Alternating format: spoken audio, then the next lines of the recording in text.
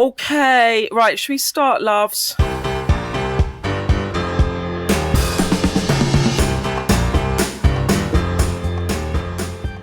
Hello, this is Electoral Dysfunction, the debrief special, and she's back. I feel a bit teary. It might be no sleep. It might be seeing Jess Phillips' lovely face. I don't know.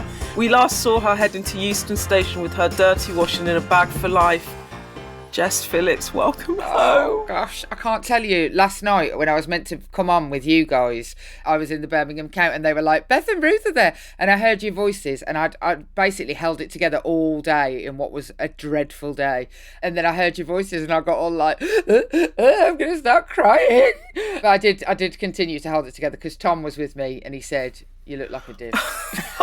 But you're here, Jess. You won your seat, so congratulations. Only just. Oh, we're back. The band's back together. The Musketeers are back. We've all done all-nighters, you see, because I did mine with Ruth live on Sky News.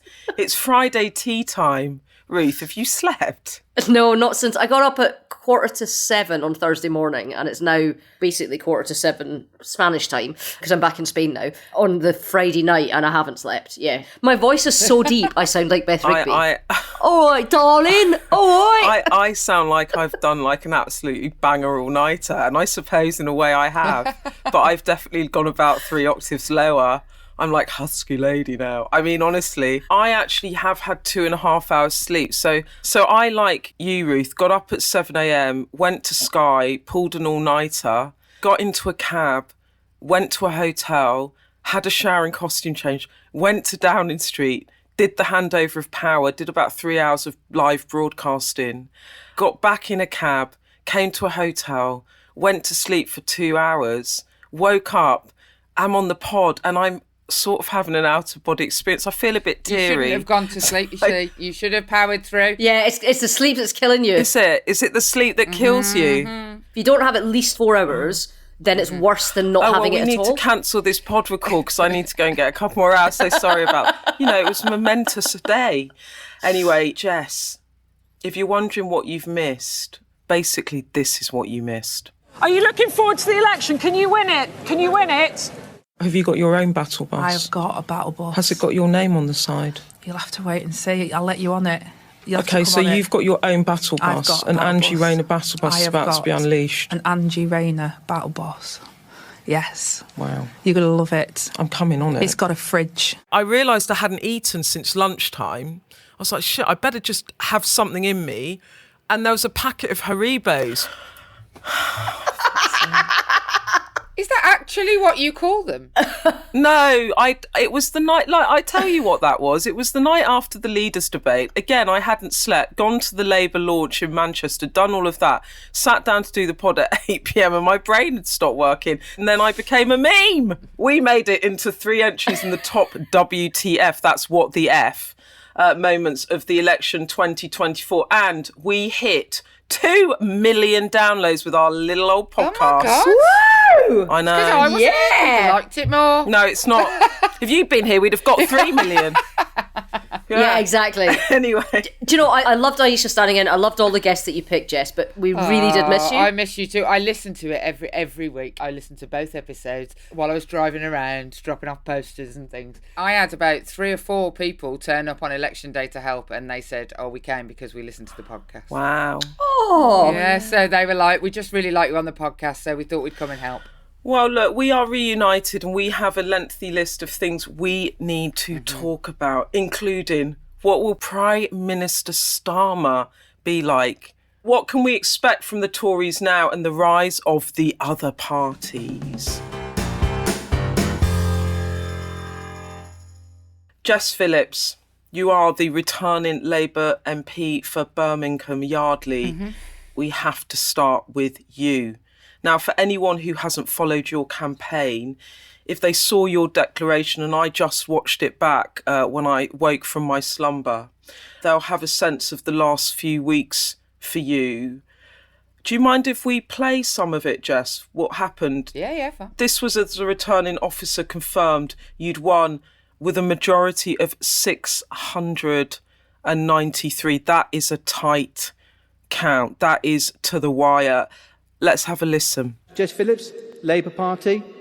11,275. The second placed candidate was Jodie McIntyre from the Workers' Party of Britain. That's George Galloway's party. Jess, what were you thinking in that moment as you were getting booed? It looks like it was an absolutely horrible campaign. Have you had an awful few weeks? It was an absolutely horrible campaign, the most aggressive, most intimidatory, not just of me, but of the people in my constituency, people being intimidated, people being told that God will judge them if they vote a certain way. Some of my activists had their tyres slashed on election day. I had one day where a young woman who was out leafleting and they're filming her and screaming like genocide in her face, right, which you might very well think that and you to protest that, but the fact that they're filming means that the reason they're filming is to drive content to incite more intimidation. In my constituency, the humiliation was always by men to women, and they wish to drive content. Like, that's what our politics has become, like humiliation, content-driven grift. You weren't able to take Danny and your other son to the count. You weren't able to. No, I didn't want to take them because I just thought it might be really ugly for them to be there, and they were out with me campaigning all day, and they were in good spirits and everything, but I had to keep them in the office with me. I couldn't risk my children being out in my constituency, which is dreadful. It's literally where my entire family comes from on that day. Joe Cox's children, who were due to come out and campaign with us for the day, I just couldn't bear the idea of them having to see how little progress we'd made since the death of their mother. So it was pretty grim. Also, you're not the only candidate, now MP, who faced intimidation. Shabana Mahmood, who won in Ladywood, did. Jonathan Ashworth, that was the big shock for the night. Leicester South, he was meant to go and serve in the government. He was a big player, wasn't he, in working behind the scenes, helping run the campaign. He lost his seat. Wes Streeting, the now Health Secretary, only just kept Ilford North. This was about the Gaza problem, wasn't it, Jess? Like you had said to us it was going to be an issue. We'd seen it had been an issue in the West Midlands mayoral race. And then it really came alive, didn't it, in the election campaign? I felt quite vindicated because I have been saying now for about 6 months, this is a problem, I might lose my seat. You know, and I know that people are just trying to be nice, but people are like, no, of course you won't lose your seat. And I have been trying to be the canary in the mine for some time, but it was a massive issue. But the trouble with it being a massive issue, like the people in my constituency weren't horrible and aggressive, not at all. Disappointed in the Labour Party in lots of cases, just told me the truth, or, you know, in actual fact, many of them lied to my face in just trying to be polite to me. And I respect that. Have you spoken to Keir Starmer, Jess? Have you spoken to anyone in the leadership?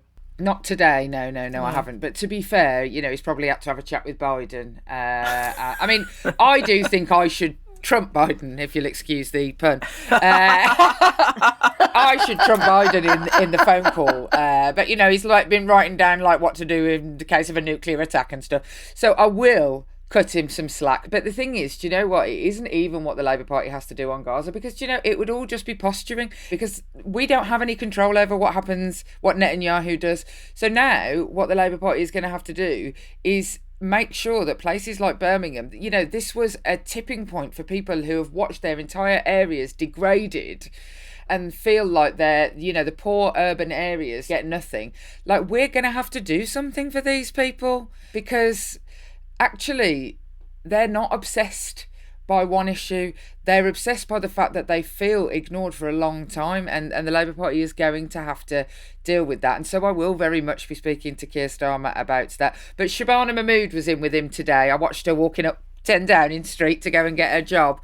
I imagine she's mentioned it. Can I just say something? The level of steel that you had to have to stand there, to be allowed to speak, to be allowed to be heard after having legitimately won a democratic election. And there is a picture of a woman just kind of taking these waves of hate. I mean, the kind of strength that you need, I'm not sure. And I kind of, you know, I kind of fancy myself as having hard-faced is the wrong word, but I'm not sure that I could have faced it down. I really amn't. Oh, thanks, Ruth. I actually was quite excited about giving them a bollocking, if I'm perfectly honest. What was the worst moment of the evening, actually, was the point at which I thought I hadn't won. We've had plenty of emails about your speech, Jess, and lots of voice notes too. Like, people were listening, they were watching, they were waiting for you to come back to electoral dysfunction. This one's from Tamsin.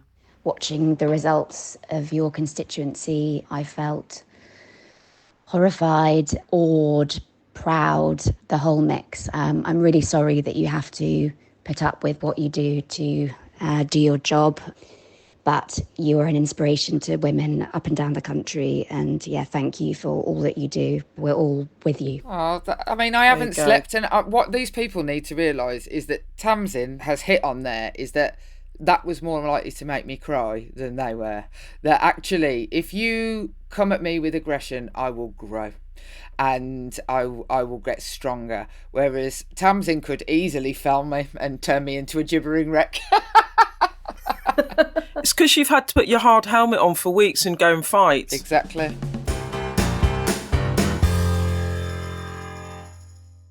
Let's move on to wider Labour. Let's talk about some of the numbers.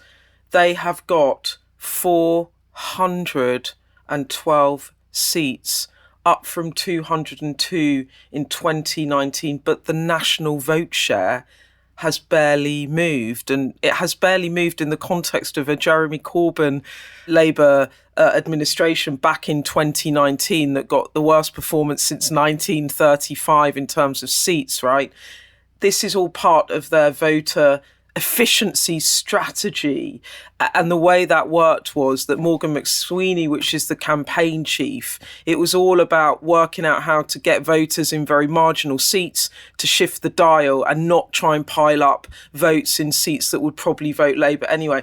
And I have to say, in terms of ruthless precision of a strategy, that is frighteningly efficient, right? Except when you consider the Labour vote that we lost. The idea that you shouldn't pile up Labour votes leads to results like mine and Shabana. They were really, really efficient, and the message definitely worked in those places.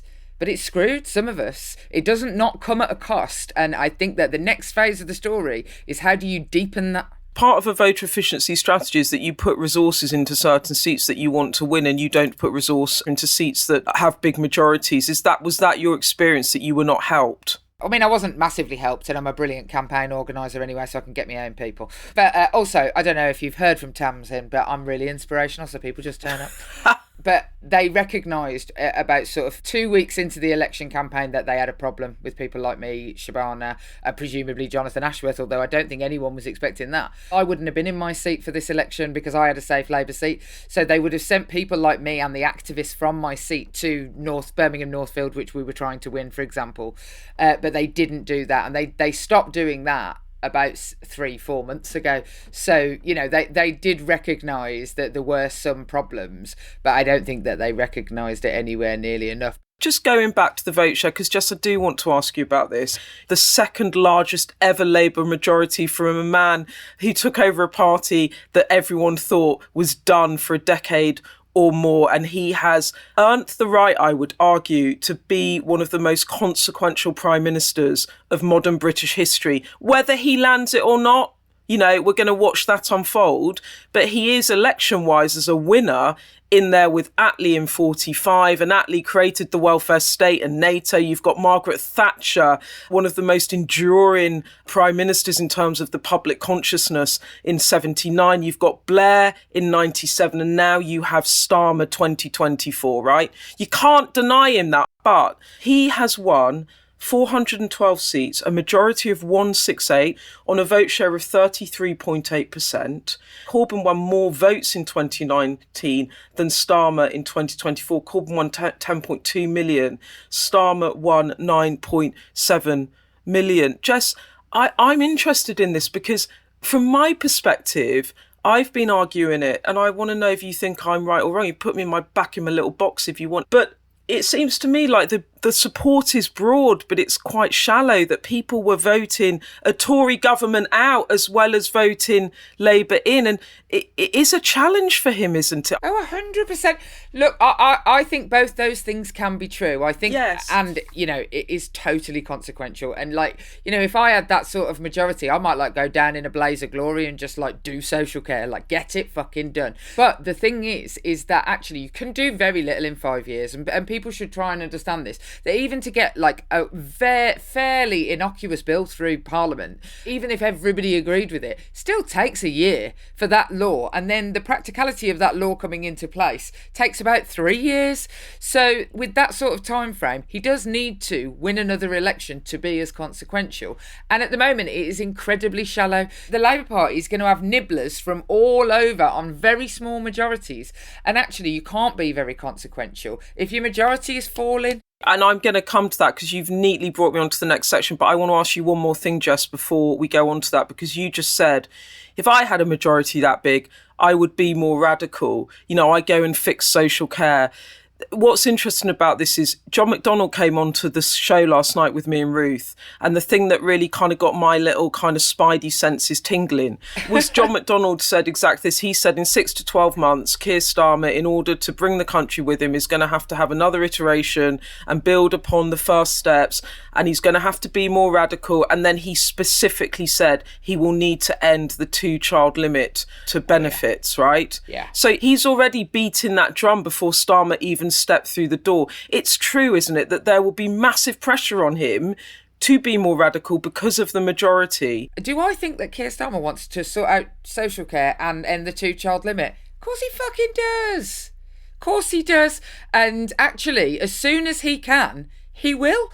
But the problem for having a big majority is there's a shed load of backbenchers, and everybody will be trying to make a name for themselves. People are going to have a big issue and they're going to be trying to force it through. So he is going to have to manage that. But that means that he's going to have to very clearly come out quite early on with what are the things he wants. So if he wants social care, get out there and say it. It is an astounding win. Ruth and I were in the studio overnight, weren't we, Ruth? And I had all the stats of all the prime ministers and all the majorities. It got very confusing. I had so many stats I couldn't remember what they are, as my brain slowly just became one big giant melded Haribo. Beth had her sparkle on her, like her eyes were gleaming, and she was so excited she could hardly sit still. It was like Christmas for political editors last night. I approached it like watching the movie Titanic for the first time, in that I knew what was going to happen. The ship was going to go down, but you still stay for all of those many hours just to see who the survivors are. There was one moment where I walked up to Ruth and I went, I'm so excited. I went, are you? Because I was just thinking of it completely journalistically. I was like, so it could be a handover of power, and that hasn't happened. There hasn't been a Labour leader that's won from majority since Blair. And I had all my points about this is how enormous it is, get into political editor mode. And then I was like, Ruth, are you really excited? And she looks at me, she's like, we're about to get annihilated. No. I was going to say, they did all right in Scotland, didn't they, Ruth? Yeah, so we went in with 6 and came out with 5. And in the ironic twist of fate, the only person that didn't win was the Scottish party leader, who lost by 800 and something votes. But no, I would have loved to have held that seat. I would have loved to have held it. Because it's one of those iconic ones that used to be Alex Salmond's seat. I just want to read you, if I can find it in my many billions of notes, for Tory records that night. Are you ready for the Tory records?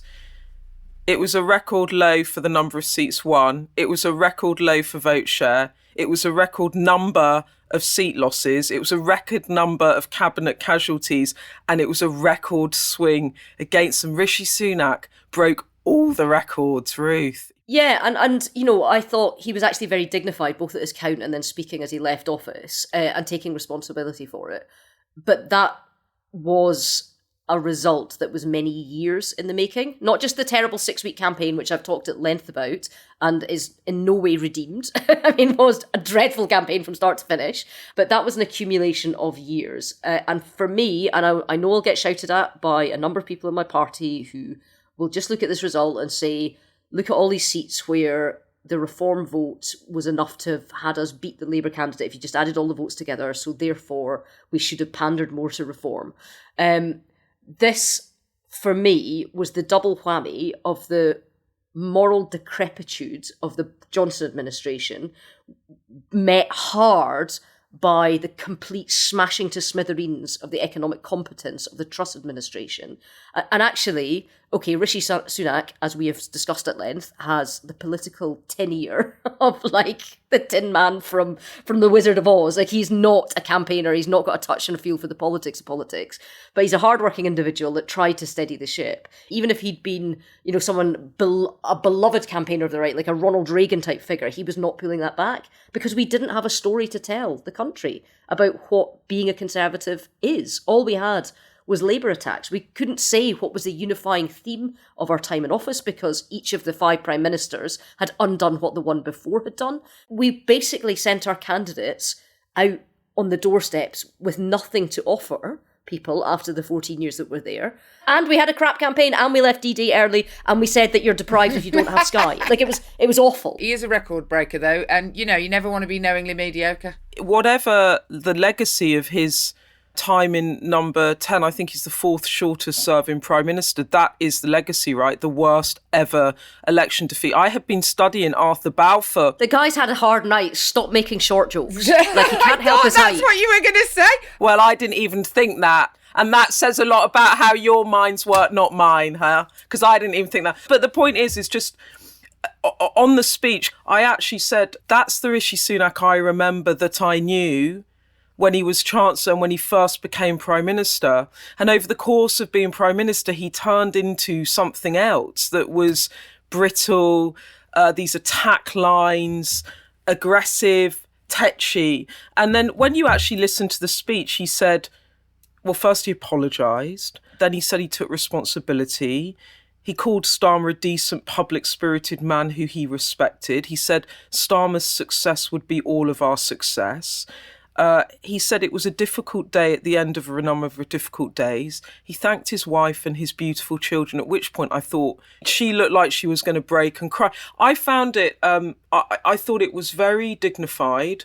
I did feel like it was who he was, because part of the thing about Sunak, as we've all watched this campaign, is that he had such a loyal team to him, people that would do anything for him.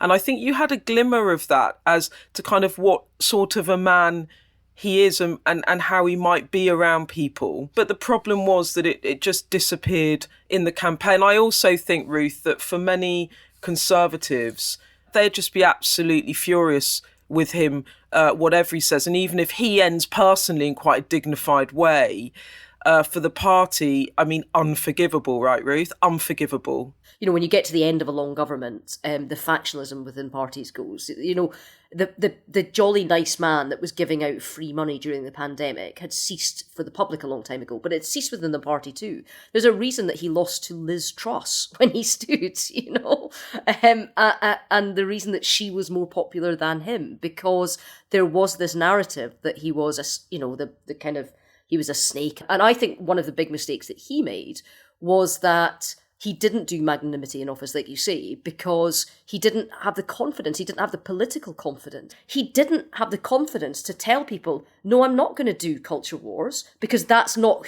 what this administration is going to be. That's not what we're going to do. We're going to double down on economic competence, and we're going to make the weather. We're not going to chase where we think the public is or where we think the attack lines are. We're going to make the weather in the country, because we've got 2.5 years to be able to do it. And he should have been able to have the self-confidence to say, no, that's not going out in my name. We're not doing it like that. This will be incredibly interesting, because I think people would make the same criticism of Keir Starmer.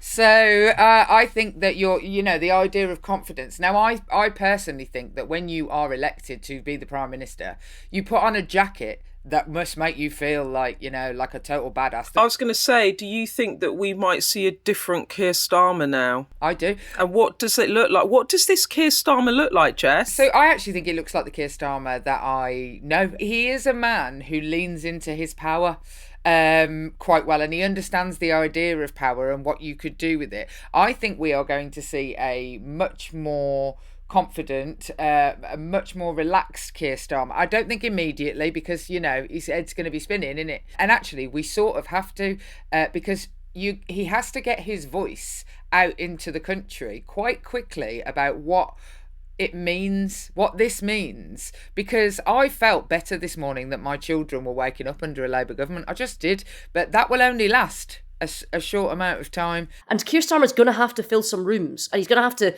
go and fill a room with Trump, probably, with people like, Macron, with people that have been around a long time, and they're all centre-right, and he's centre-left, and he's going to stand out, and Brexit has happened, and nobody knows what the UK's place is in the world, and he's going to have to establish the UK's place in the world.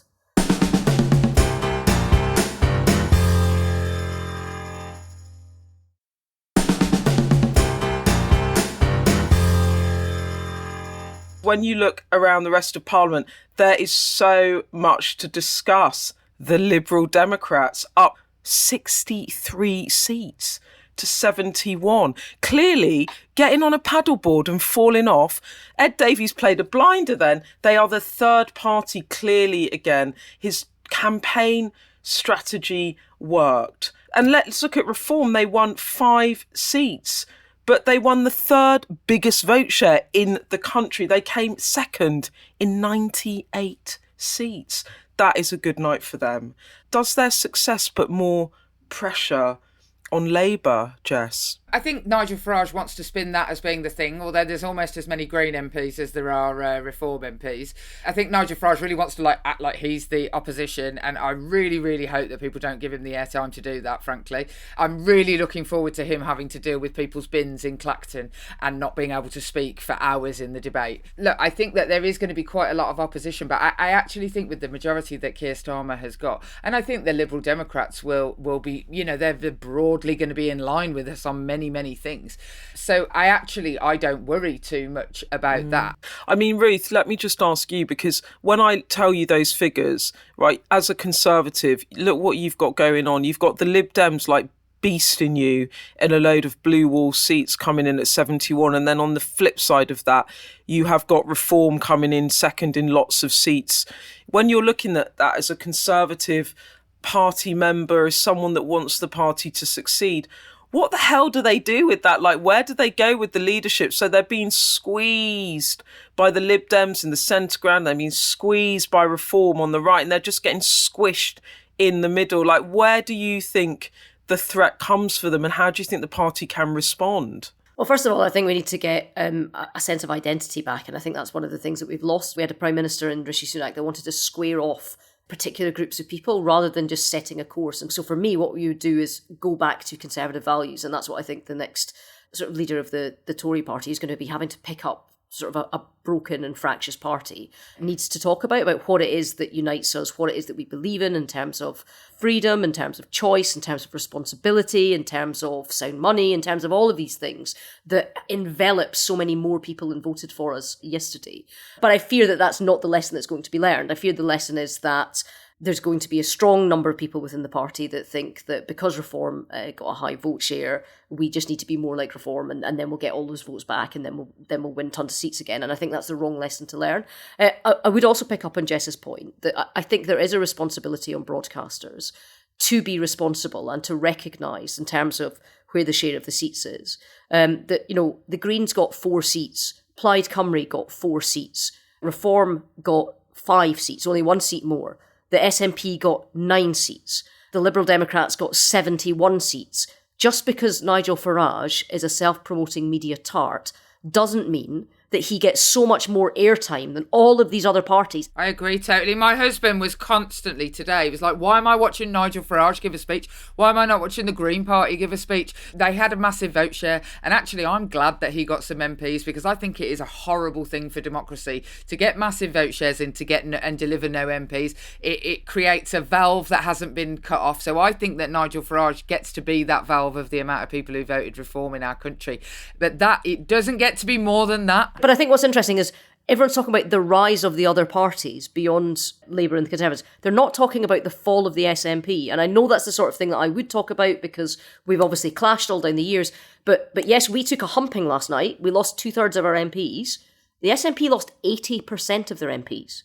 They lost 38 out of 48. They are the sitting government in Holyrood. Because of the devolution settlement in Scotland, they are in charge of health and education and transport and infrastructure and local government and all of these areas of public life, the things that people really care about. So, Ruth, where does this leave them and where does it leave independence? So John Swinney, who became leader just a few weeks before the election was called, inherited a position which was, at the general election, it is going to be a referendum on whether we should have another Indie referendum. You know, it's going to be, if the SNP win a majority of seats in Scotland, that gives us a mandate to have another Indie ref, and we just have to have it. Whoever the Prime Minister is just needs to give us it. And they continued throughout the campaign saying that, even though they saw the problems that they were having. And they got horsed. Getting 9 seats out of 57 is not a majority of seats. Therefore, by their own logic, their independence plan lies in tatters. They need to go and work out now what they do next.